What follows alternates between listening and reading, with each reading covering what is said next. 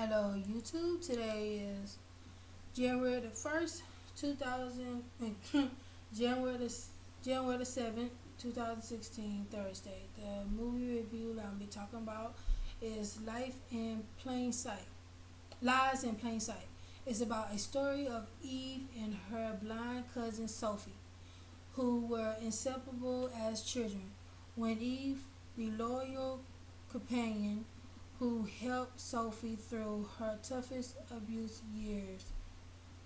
Okay, so basically, Eve and Sophie is cousins and they best friends, and Eve, um, years later, how the movie started off is years later, Eve, I guess she committed suicide, and Sophie don't believe that because she's like, did she leave a note and stuff like that, and found out that she committed suicide in her room, because she was staying with her parents, and she committed suicide in her room where she shot herself, and her sister, Eve's sister, younger sister, found her, and so they refused to go in that room or let nobody go in there because of that.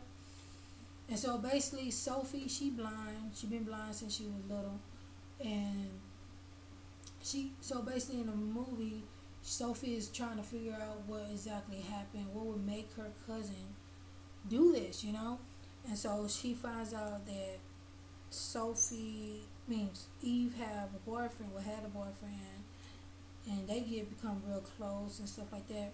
And she finds one day Sophie finds Eve's diary, and she finds out that they shows back and forth like flashbacks when Eve made like this guy kiss Sophie, um, told her to go in the room with her, the washroom, and they went in there and she was kissing on him, and he thought she wanted more. That he started trying to take her clothes off. She's like, no, I don't, no, I'm not doing that.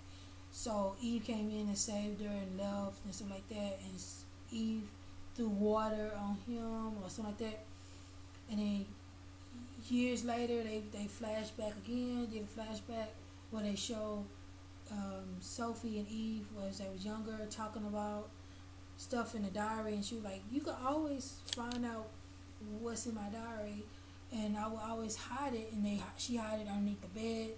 She like, you can find it like that, and she like, what you writing about? She like, first time, she said her first time with somebody, but really it wasn't with that person. It was with somebody else. I forgot who, and they was like, um, your first time, you would not believe who her first time was with. It was with her fucking father. Her father was sitting there having sex with her, and she couldn't handle it, I guess, years later, and that's why she committed suicide. And her dad she wrote a letter. She did write a letter explaining everything about the abuse when she was a kid and all that stuff. So Sophie got it to herself that she was trying to frame her or get the truth from her uncle, and so she trying to trap him to tell the truth. And she found the letter, and Sophie gave the letter to her dad, and her dad told the mama, and the mama at first didn't believe it, but then she was like, no, he wouldn't do that. But obviously the mama did, because the dad